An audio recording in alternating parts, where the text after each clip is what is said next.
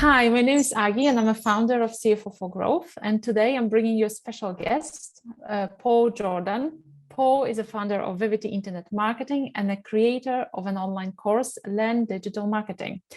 And today we're talking to Paul about his experience as a business owner, his journey as a business owner, and also hopefully he will share with us some really good tips and advice on how we can market our own businesses and how can others find us online. So hi, Paul, welcome. It's great to be here with you and have the conversation. Hi, Aggie. Thank you very much for inviting me. I'm very grateful. So thank you very much. So why don't we start with, introductions? Tell us a little bit more about yourself and what you do. Sure. Okay. So my name is obviously Paul Jordan. I do digital marketing and I do digital marketing coaching. And as you mentioned, we have the online training course. My profession originally was I graduated in electrical and electronic engineering a long time ago. And then I moved into the world of IT, doing websites, coding, software development, project management, and internet marketing, which is what I'm involved in now, was kind of a natural extension because it's quite technical. There's a lot of technical stuff going on behind the scenes, which I still get my hands dirty with, as well as the actual marketing, which is obviously all the images and the copywriting. So that's my background, where I came from. But internet marketing is kind of what I moved into a few years ago now through circumstances that arose at the time. Okay, so where are you based at the moment? So right now I'm based in Plymouth in the UK. So Plymouth is in Devon, down on the southwest part of the country. But of course, the great thing about the internet is that we have global reach and have dealt with people in numerous places. It's always interesting to see where they come from. It's quite amazing, really. Yes, absolutely. And so would you be able to tell us a little bit of your story and how did it happen that actually you decided to set up your own business? Because obviously that's very different to being employed. Yeah, very much so. Very much so. Yeah, it's quite a long story. I'll try and condense it as quickly as I can. So as I say, when I first started, my first job was actually in control systems. So I used to write the code for controlling things like pharmaceutical manufacturing plants, oil refineries, gas plants, which is really interesting, but it was never in very glamorous locations. It was always in very industrial places. And this is going back probably the late 80s, I suppose. I graduated in 87, so this is probably the late 80s. So in the early 90s, the internet was just starting to get known and starting to take off. And I remember I coded my very first website in using Microsoft Notepad, because the early websites were very primitive, but of course, very exciting times. And I was really attracted to that technology and what was going on. And obviously the web started to take off. So I moved across from control systems into IT. So I did a lot of IT projects, so writing the code and connecting back-end systems with the front end of a website. Then I moved into project management to actually manage the projects, which I found really interesting. Did some really exciting projects there.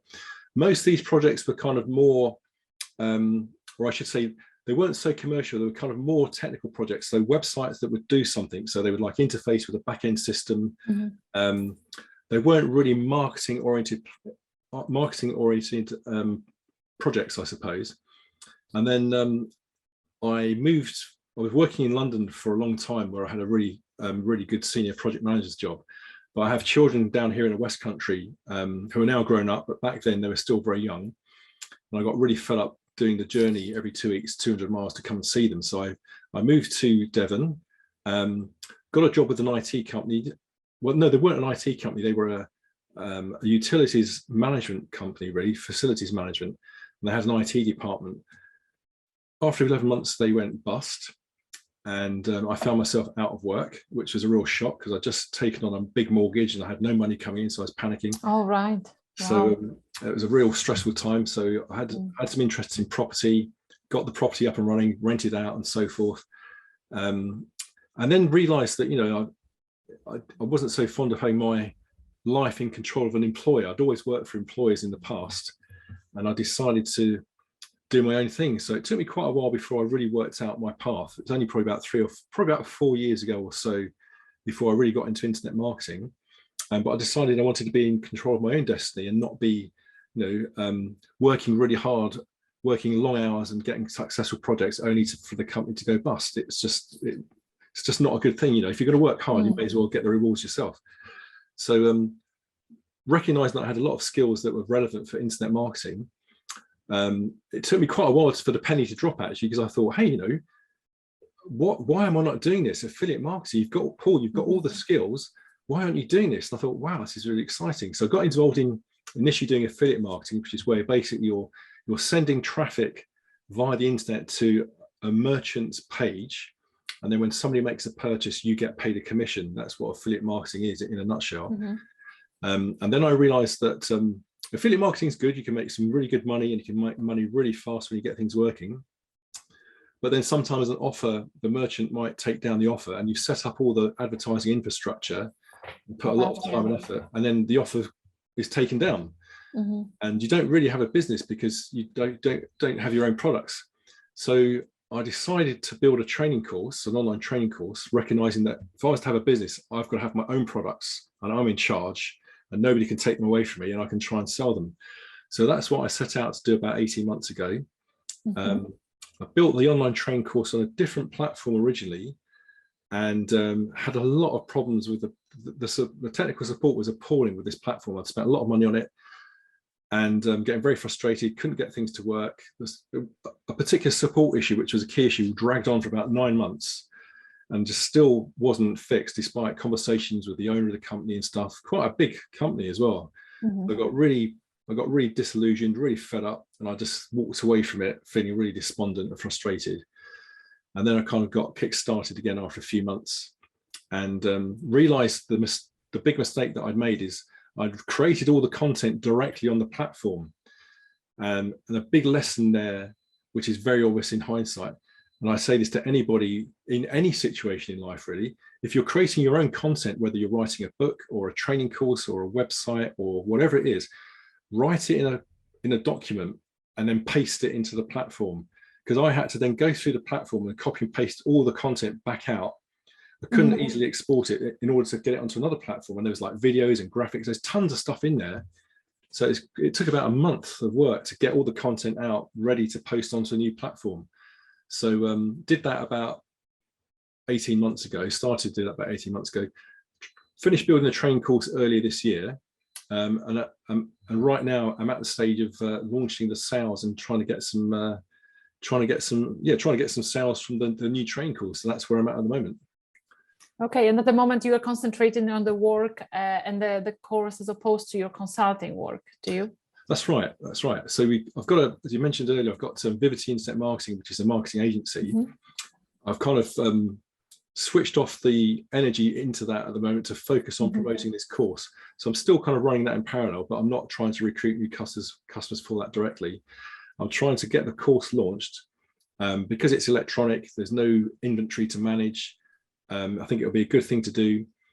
And part of the course, one of the things that we sell with the course is that people have access to me and my team, so that if they're running through the training course and they get stuck, we can just help them out. They can Zoom like we are now. We can do a screen share. They can pick up the phone, whatever they prefer to communicate with. And we can help them solve problems, explain answers to questions, help them understand things so that they can become self-sufficient. Or, what some people will do, like a lot of things in life, people will try to do something themselves, like they might fill in their own tax return, do the training, do the first tax return, realize that it took them 3 days to do it, and think, do you know what?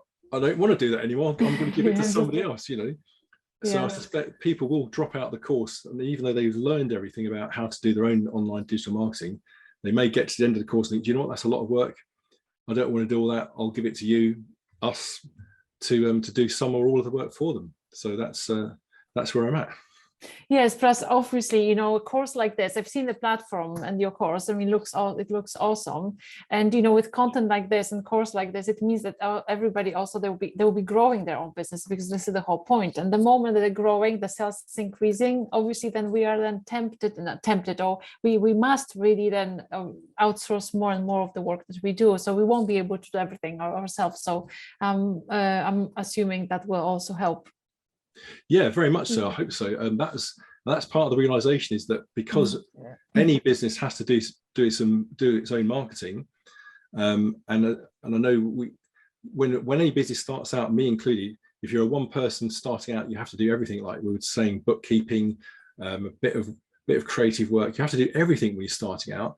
But of course, marketing is key, because without marketing, you don't get sales and you don't get customers and you don't get money. Absolutely. So a lot of people starting out need to learn how to do this stuff. And I think, people talk about courses being quite expensive, but I always say, well, what's the cost of ignorance? Because if we don't learn stuff and we work in ignorance, we could be losing so much time in progression of our company and our career by not getting the right knowledge at the right time. And with so many things in life, even when we learn how to do something, we still might choose to outsource that work. But I would say with anything in life, really, you still need to learn how to do that task yourself initially in order to learn how to outsource it to somebody else. Because otherwise, how do you know if they're doing it properly? How do you know how to have a conversation with what it is they're doing? It's a case of being aware of everything and not having to know necessarily the whole detail. But at least if you can know a bit about something, you can have a conversation with a person who's the expert to get things done on your behalf. Yes, I agree with that 100%. I mean, myself as a business owner, yes, I've got expertise in finance, but for me, I invested a lot of money into education about sales and marketing. I mean, we do have quite a few pillars of the business, to take care of and look into, and a few departments to manage as a business owner. And I agree with this 100% that we of course won't know every detail that goes into it, but we need to have some kind of general, overall knowledge to be even able to have a conversation with our team, to challenge our team, to direct our team, to express, what our expectations towards our team as well. Marketing, sales, it's a big one in this case. Very much so. It's I think I always sort of say to people in life generally, I kind of for me personally, I live on my own. I have my own place, and I can cook, I can clean, I can paint my house. There are a lot of things I can do. I'm not an expert in any of those things. I'm not a top chef, but I can do them, and I know that because I can do them, I can give them to somebody else to do. But I've got a pretty reasonable idea of how they should be approaching it, and if they're doing the job properly. If I hadn't done any of those things, like if I didn't know how to decorate a house, and I just appointed a decorator, it might only be after he's done the work badly that I realised that you think, oh, if I'd have known how to do that, I would have learned to say, I want this done and this done and this done, and then you can specify it more accurately. You can say to a decorator, just come and paint my house, or you can say to a decorator, right, I want you to strip off the walls, apply some undercoat, apply some primer, use this emulsion, and just be quite specific about how you want the job done. But equally, when you're specifying any kind of work, it makes it more easy for someone to put a price on it, because they know they're going to put 3 coats of paint on instead of 2 coats of paint. So you need to know these things in order to outsource that task to somebody else. And that applies to a lot of things. If you're getting your car fixed, you need to know which end of the car your engine is and what fluids go in it. You need to know some basic knowledge so that if you go to a car dealer, you can have a conversation with somebody and they can explain what the problem is and have a reasonable idea that you're getting treated properly. So it's like everything. You need to have a bit of knowledge in order to outsource stuff. That's what I think. Exactly, agreed. So tell us a bit more about you, and what's mention an interesting fact about you, or maybe secret that nobody knows. Oh, secrets. If I told you, it wouldn't be a secret anymore, would it? I don't know. I was hoping maybe you would share, a piece of gossip that no one has ever heard about you. Let's have a think. There's probably a few things that I probably couldn't share, but as well as, this internet marketing is my prime focus and my passion and my obsession. But I've also got interests in property. So about 12 years ago, I appeared on a UK TV program called Homes Under the Hammer. Oh my God, I love this show. Oh, really? Yes, right. I watched it. At the moment I don't watch it because I don't have TV at the moment, but okay. I used to be, because I'm also interested in property. It's cool. There was a time I was obsessed, me and my best friend. It's just like how we would spend our morning on the weekend, just like watching Homes Under the Hammer. Well, so you were there as a guest. Yeah, I'll send you. I put the videos onto YouTube.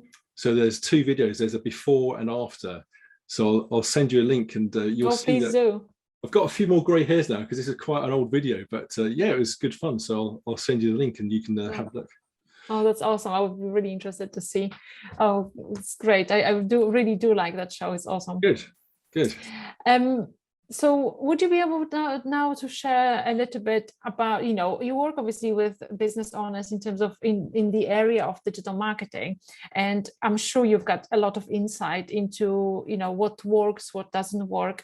I would like you to, if you can, share some of the biggest challenges that business owners or CEOs can go through when it comes to digital marketing. I think that probably the biggest problem that I hear frequently is that people don't know where to start because there's so much to it. You've got social media channels, you've got websites, you've got videos, and a lot of people feel quite overwhelmed and they just don't know where to start really. So I think getting some education, I'm not saying necessarily do the training course, of course I'd like them to do that, but I think just getting some knowledge and reading some books on marketing, not so much marketing in general, but particularly internet marketing, because that's where everything is these days. And obviously it depends on the nature of people's businesses and what they do. I mean, for example, pizza businesses, leaflets that go through letterboxes still work very well, which is why we get all the junk mail, because it still works. So it still gets success. And some businesses are more going to get more success through that kind of marketing, like window cleaners, tradespeople, where they're going to put stuff through your letterbox because it's property maintenance, whereas other things lend themselves much more to the internet. So it's unlikely that a leaflet through the letterbox would work for a clothing company such as Primark or whatever. They're obviously going to get more of a following by doing a social media campaign and some Facebook ads. But having said that, Primark was probably a bad example because they have an online presence insofar as they have a website and social media, but you can't purchase online. Whereas other companies you can. So I would say that for a lot of companies, they need to look at, it depends on what they do, because obviously it could be a lawyer, a dentist, a property maintenance company, an accountancy company. So it's a case of recognizing what kind of business they're in and working out what kind of marketing is the most appropriate for them and what channels to use. Because as I say, it could be that leaflets through letterboxes are going to work best for your business. And again, there'll be small businesses that start off locally, that will be businesses that might have 2 or 3 offices throughout the country. So they're kind of small, but they've got multiple locations. And again, with a lot of the services, if it's an online presence where you can serve people in other countries, then obviously internet marketing is an absolute must. Leaflets will never be working in that context. So I think it's a case of people need to learn a bit about marketing and gain themselves a good awareness and know some of the terminology so they can have a conversation with somebody else who's an expert and know what a social media campaign is, and they know what a website is and know how to go about getting one built. And also I'd say a key thing to learn about is outsourcing, because you can outsource anything and get work done very reasonably priced by experts in different parts of the world. But as I was saying earlier, before you can outsource something, you need to understand what it is you're trying to outsource so that you can measure the results when they're delivered. So I'm not sure if that really answered your question, but it's... No, this is really interesting. I mean, I would really just wanted to find out, what you see, because obviously I work with business owners as well. And, our work, the work we do is, yes, it's about, finances and operations, profitability and cash. However, when it comes to sales and marketing, it's always a very big part of our conversations, because you see, I work on business planning, which means very often with the business owner, we would, or the managing director, CEO, we would go through planning the revenue, right? It's one of the biggest thing, right? We can start with the planning for profit, but we're obviously planning for revenue. It's a big one. And every time they come to me with targets and what they would like to achieve, I always ask them a question: how and what is your strategy? Even though I'm not an expert, I would like to see that they're thinking behind it, right? Excuse me.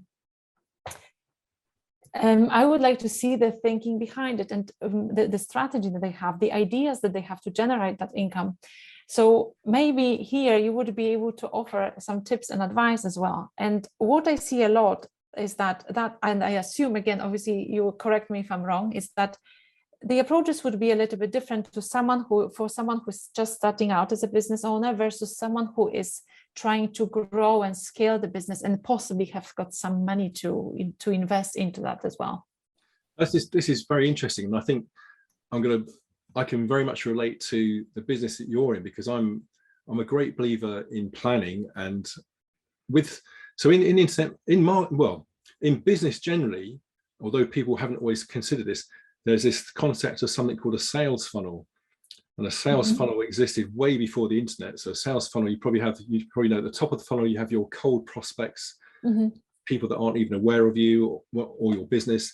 And you have people at the bottom of the funnel, which are the ones that have actually, they've become customers, they've spent money on your products or services. And that's always been out there, even before the internet. So people that were selling pizzas or people that were doing accountancy, the way they used to acquire their clients in the old days is probably much more phone call based and leaflet based and magazine advert based, but it's still a sales funnel. So what I would say to businesses generally, for owner operators that are just quite content to be owner operators and they don't have expansion plans, they probably get referrals, which are fantastic. That's a great way to get business.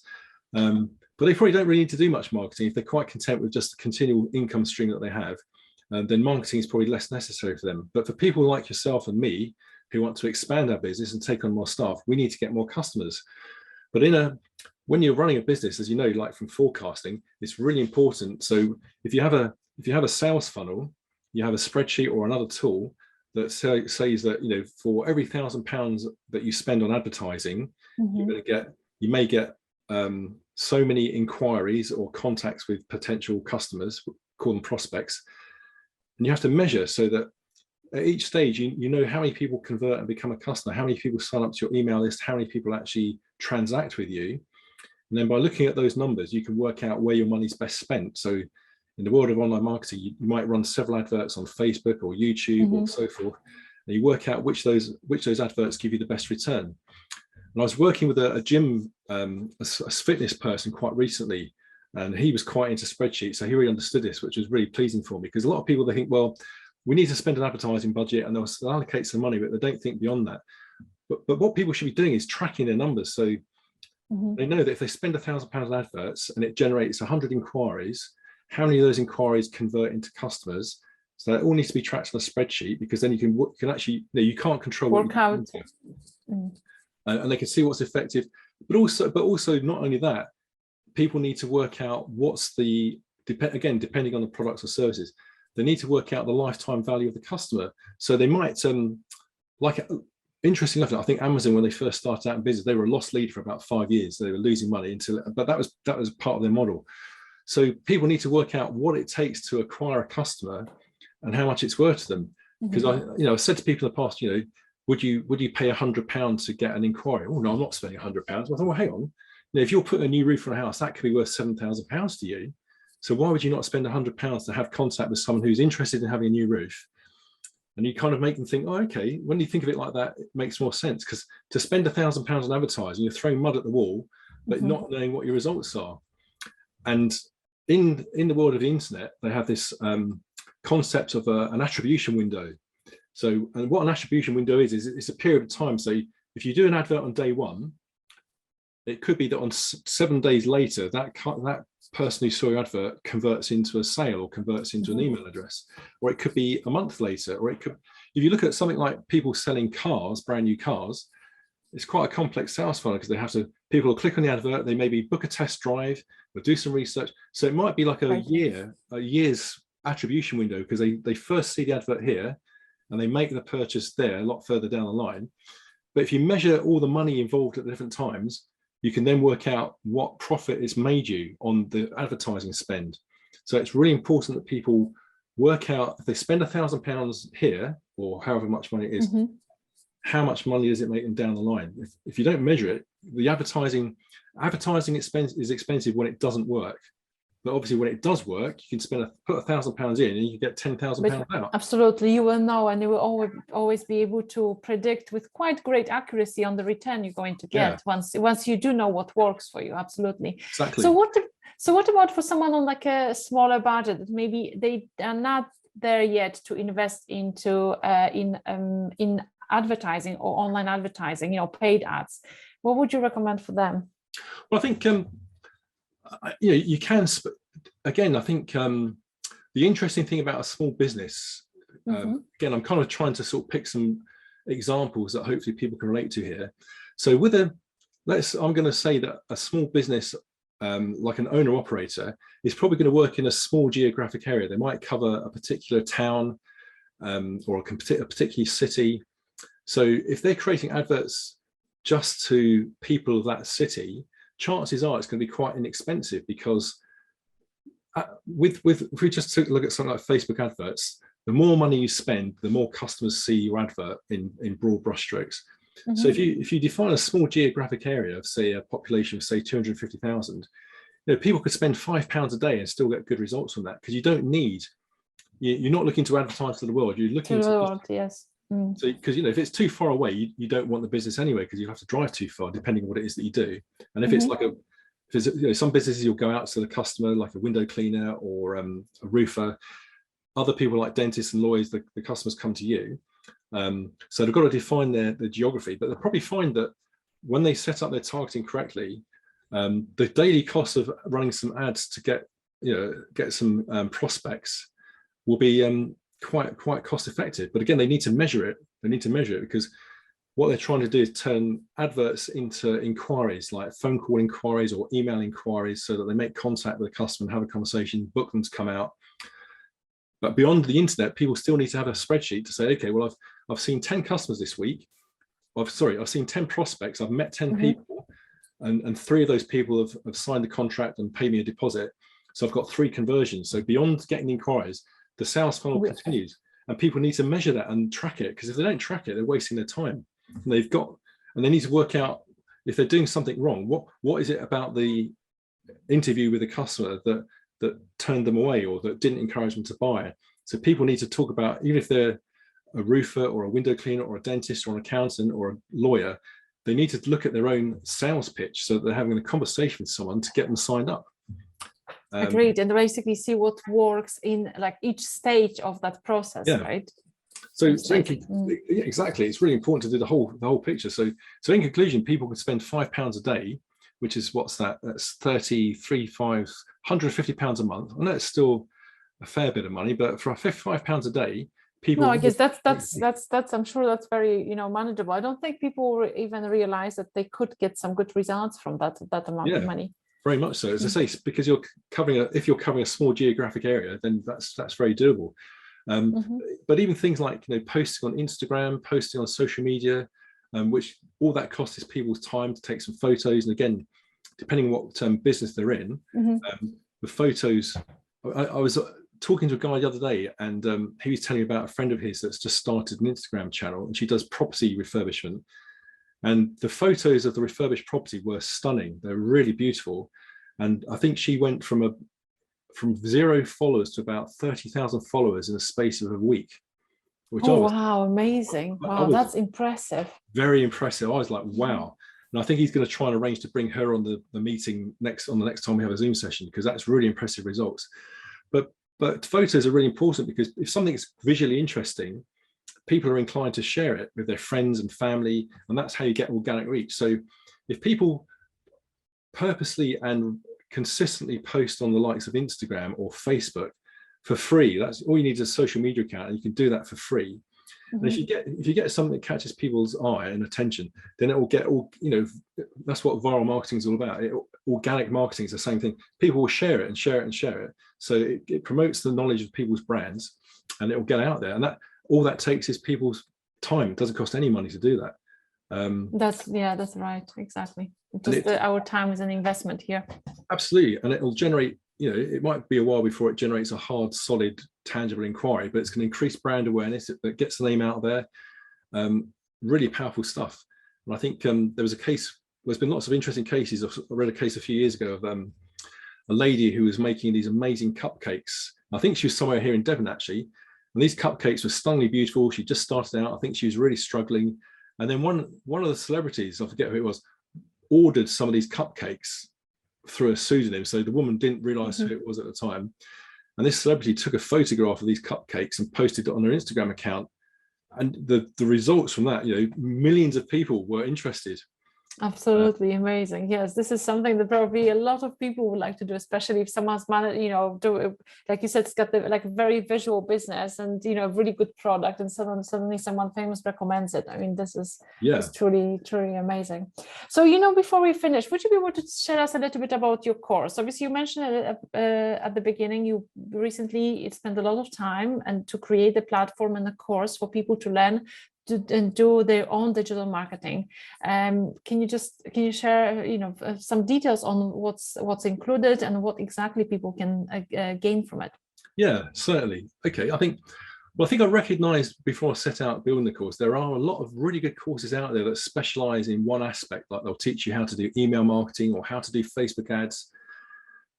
And although they're very good, they're kind of quite isolated, because when you're doing online marketing, you need to know how to get videos done. You need to how to create images. You need to know how to get a website created, how to register a domain name. You need to know how to do a Facebook ad, how to do a YouTube ad. You need to know about host. You need to know a lot of stuff. And some of the courses, they teach you all this stuff about Facebook advertising, but they don't tell you how to set up a landing page, or they don't tell you how to get your videos done or how to get your graphics done. So I recognize that, a lot of these people leave you to find out all the other stuff on your own. And I wanted to build a course that encapsulated everything, so that you could start at ground zero and learn all the terminology, and enough detail to do it yourself if you want to, or not, having enough awareness to then outsource it. But also we're teaching things like, how to be well organized, as we were saying, like having good file names so you don't get in a mess with your organization. And if you're working on a computer a lot, there's lots of real quick productivity hacks you can do. Things like, if you're on a Windows computer, doing Control-C to copy things and paste them. If you learn how to do those things very quickly, you can speed through so many tasks. Whereas if you're trying to type stuff all the time, a lot of people start typing stuff and it's so slow. So there's lots of productivity hacks that we teach people as well, which save a lot of time and also save a lot of RSI, because if you're copying and pasting and not typing, you're not wearing out your wrists. Right. So the course encapsulates all that stuff, how to be productive, all the aspects of online marketing. It's just very, very self-contained. And I feel really pleased that we've taught everything in a box. So you don't have to go over here to find out how to do email marketing, or over here to build a website, and you can learn everything inside the course. It's very comprehensive. Okay, that's awesome. Sounds really great. So, to finish things off, just if you let us know how we can find you online, what's the best way to get in touch with you? Sure. Okay. Well, my email address is paul@ldm.expert. The website is www.ldm.expert. I've got a LinkedIn and a Facebook page. So if you also look for me under the name of Paul Jordan, or if you look for me under the name of Vivity Internet Marketing, you'll find me. That's the thing these days. We've got so many ways people can contact us: WhatsApp, Facebook Messenger, email, text messages. Yes, absolutely. If we can find someone online, I mean, there's really no excuse anymore, is there? No. It's just very, very, very easy. Yeah. So Paul, thank you very much. I appreciate your time, and thank you for being here. Thank you for the experiences you shared with us and the advice, and I'll see you soon. Well, Aggie, thanks for inviting me. It's been a real pleasure to be here with you, and I really appreciate being invited on your show. So thank you very much. Thank you. Thank you. Bye. Bye.